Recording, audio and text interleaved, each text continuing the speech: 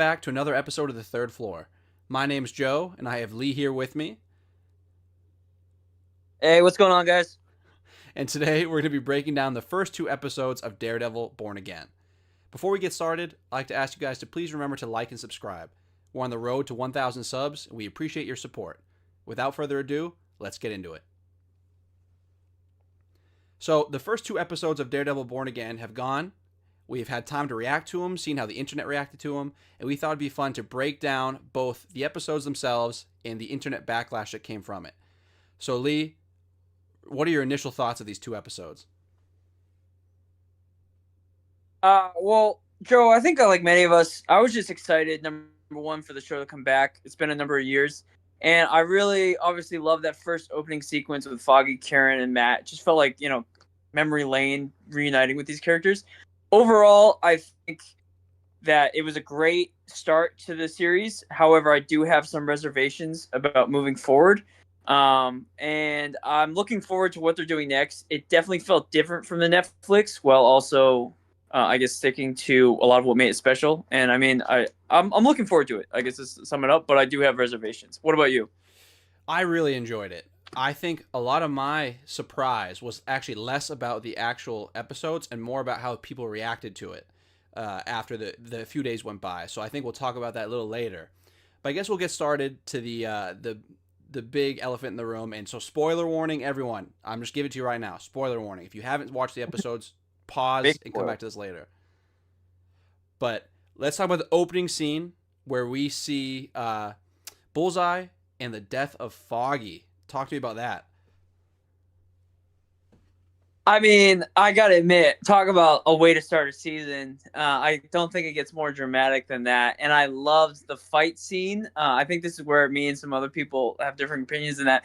I loved seeing Daredevil in the fight scene. I thought Bullseye was awesome. I love how crazy he is, like killing random civilians. Just those little notes people pick up on is like he just kills anyone, even if while he's fighting Daredevil. He's like still flinging stuff at civilians. I just love that. I was a little hurt in that Foggy and Karen are such key characters, and the whole point of this, I thought, like, because they rebooted it, was to bring them back, and then they kill him off within the first 5 minutes. So my only complaint is like, why advertise it? It almost felt like false marketing. You're saying Foggy and Karen are coming back, and then you kill them off right away. But I love the fight scene. I thought it was great to watch Matt throw Bullseye off the roof. I kind of wish he stayed dead too. But yeah, what did you think? Yeah, I feel like I'm in a slightly different camp than you, but with similar emotions. I thought the fight scene in the initial CGI looked a bit rough. It looked really cartoonish to me, and that's the biggest removal I feel like from the Netflix series, where I feel like the fight scenes were really crisp. They looked very genuine, real. And this one, it was definitely full-on Marvel treatment, where it seemed a little bubbly, fake. I didn't love it, but the whole scene itself, oh, I loved it. I loved it from the beginning to the end. I think killing off Foggy was a big statement with the writer saying, hey, I know you guys are all saying, oh, it's going to be PG Daredevil, it's going to stink, now it's part of the MCU. And they're like, no, we got some ammunition, we got some things we're going to do, just trust us, you're in for a wild ride. So, well, I am sad to see him go because I think he is an integral part of the story. I think it was a bold move, and I think it worked. And then I said the fight scene was for me, but the end of the fight scene where Matt was so emotional on the roof and the heartbeat, you could hear Foggy's heartbeat in the background the entire time. Those small details were so great. And then, like you said, throwing him off the roof, I liked that he attempted to kill someone because that comes into play a lot later down the episode. But I liked that it had him bring him to that edge, but maybe not push him all the way over because, I mean, you still want him to be the hero in the story. But that kind of leads me to a question for you. A lot of backlash has been people hated that he threw Bullseye off the roof. Because people like, we spent the last 3 seasons building him up to be incorruptible. He's Catholic, and they talk about religion a lot in this series. And then how could he go to try to kill someone? Are you in that camp, or do you like that he tried it? I personally really like it, and I'll tell you why. It's because I think, like most of us, we love Daredevil because he's the grounded, everyday man type superhero. He really isn't that overpowered like some of these other guys, and I think that just makes him so relatable. And like many of us, I mean, a lot of us say we'd love to be the Captain America and be perfect all the time. But put in that position, I think 99% of all of us would do the same thing. And I just love, again, like I said earlier, I kind of wish Bullseye stayed dead. Not so much because I don't like the character. I love the character and I want to see more of him. But I like the idea of Matt being pushed to that level and him having to deal with the repercussions of that. And it's great that Bullseye's still alive and that they did push Matt to that character, but I love them testing his faith, his loyalty, and just his honor, or I guess his integrity to that and over the edge. And what does a hero do once they've gone there? Yeah, I thought it was great. What about you? Yeah, really good. I disagree with all the people saying it's very un Daredevil like. I think it's a great thing to explore the emotions of your main character and see how far you can push them. Because, like you said, if we stay on the same path, the same emotions, it's just boring, and that's not a real relatable character. So, all good on my book. And then moving past that, did you have any big points after that scene? Any parts that you liked or disliked? Yeah, I mean, the first episode, I felt like there was a very clear, because I mean, I'm sure you're aware, but you know, they wrote a whole season, and then the executives, Kevin Feige, whoever saw it, and said they didn't like it, and so they reshot a lot of the new season. But it felt like it was the first episode was like all the new stuff, the reshoots, them fixing it, and then the second episode almost had like a bit different pacing.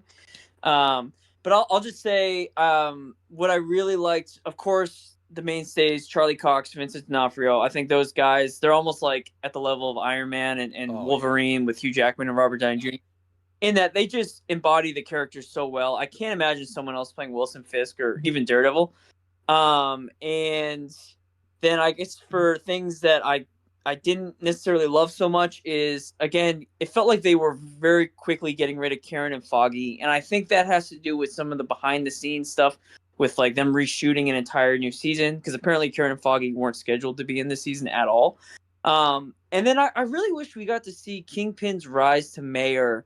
I felt like that was kind of rushed and Ooh. it felt like a real missed opportunity because I think Vincent D'Onofrio, obviously, he steals every scene he's in. There could have been like I think that could have been a whole season, like his election and this him like debating. We got to see a little bit of that, but I think that would have been really cool to see him capitalize on the vigilante.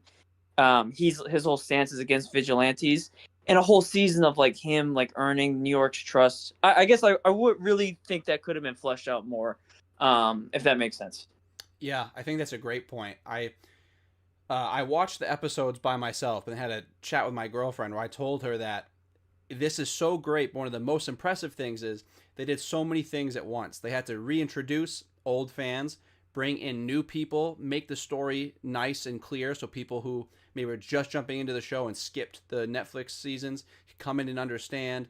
They introduced a new world, basically the MCU's version of the New York City, and so they had a lot to do. But and I think they did it very very well, like very impressive. But I do think you are right where it did seem like it was a had a lot of meat on the bone, that story, having an entire city kind of have the wool pulled over their eyes and had this criminal win them over when in reality they were forcing out the people who were actually fighting and sacrificing for them, whether that's the police or vigilantes.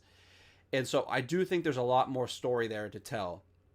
And it the most rushed part for me was with Vanessa. It was Kingpin and Vanessa. She's like, I've been running this business forever, and you disappeared, and now you're back.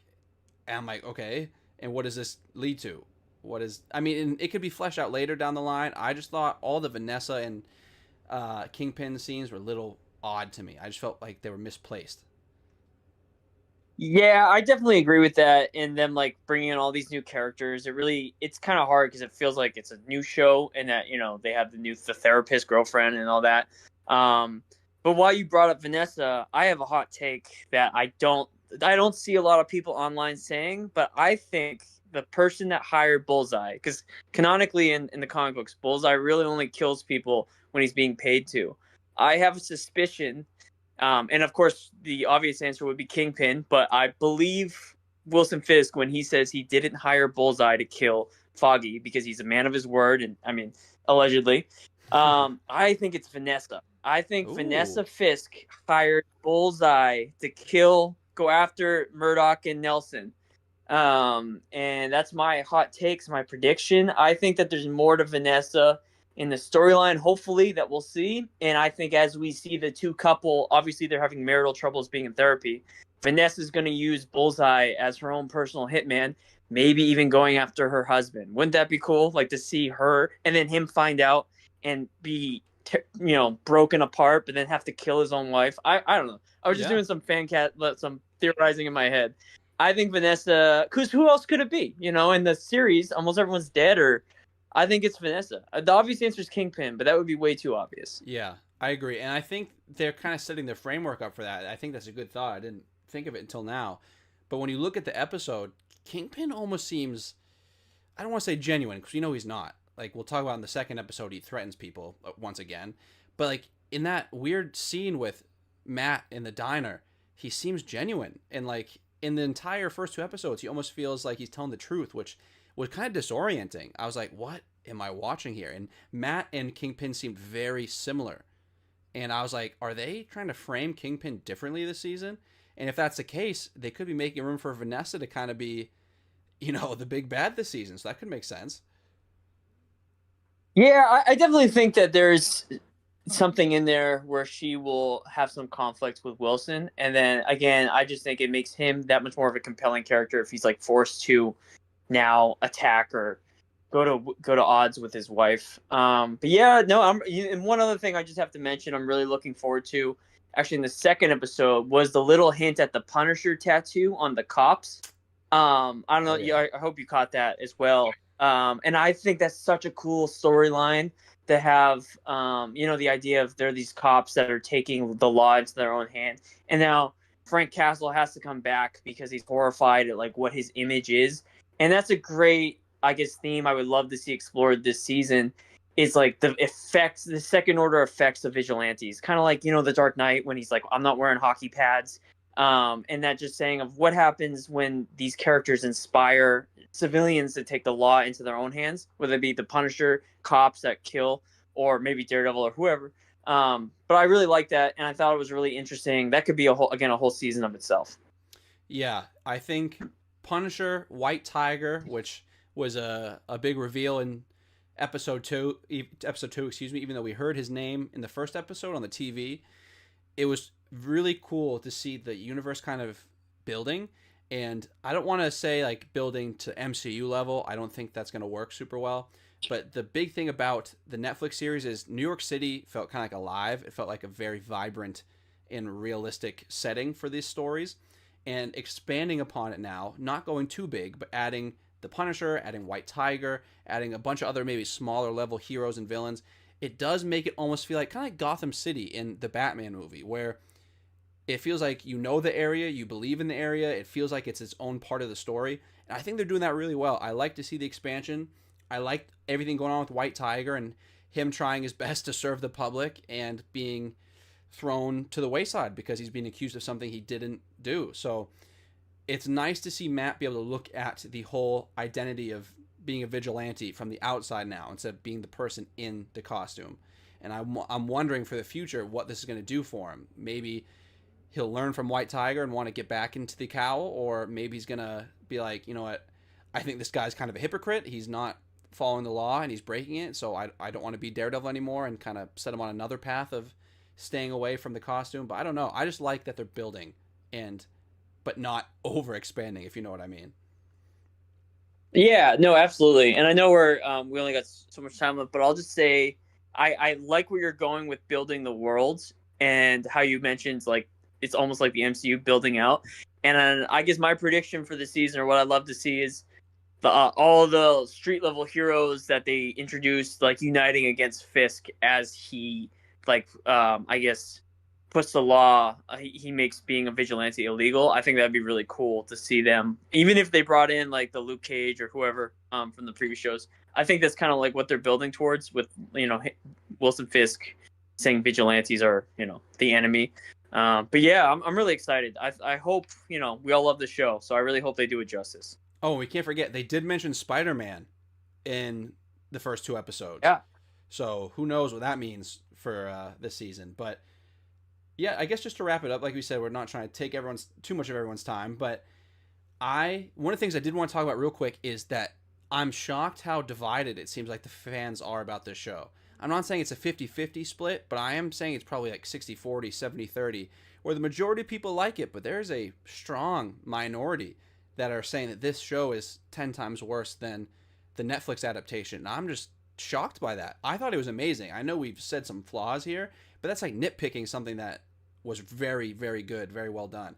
So what do you think about them having like a big minority that's like, I don't like the show at all?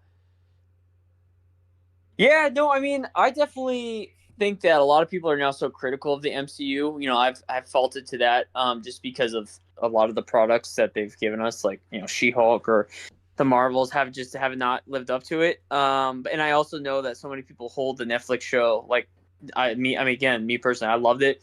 However, I think that they're doing a great job adapting it, and I'm looking forward to seeing more. Like, I want to see more. I do understand some people are cautious of, I guess, like Disney-fying Mm-hmm. the Daredevil universe, but I like so far what I'm seeing, and I will just say, I mean, I give it like a solid 8.5 out of 10, maybe even 9. The first few episodes, not perfect, but definitely great, worth watching, and I think it has a lot of potential. Like you said, I think it's doing a great job so far. And I mean, people that discredit it, I mean, that sucks, but everyone's entitled to their opinion. Yeah, I think I'm right there with you. The ranking. That's actually what I was about to ask. I'd say it's a solid 8.5, 9. I'd only take away because I thought the CGI, the fights at the beginning was a little rough, but I have to give points back for how well they tied this package together, and it was a really tough job to do, and they did it so well. And I was off my seat. I was like, oh my god, I can't believe X, Y, Z with everything that was happening. So I was really happy with the start, and like you're saying, hopefully we can continue on this trend and keep getting better as the season goes on because there's a lot of story left to tell.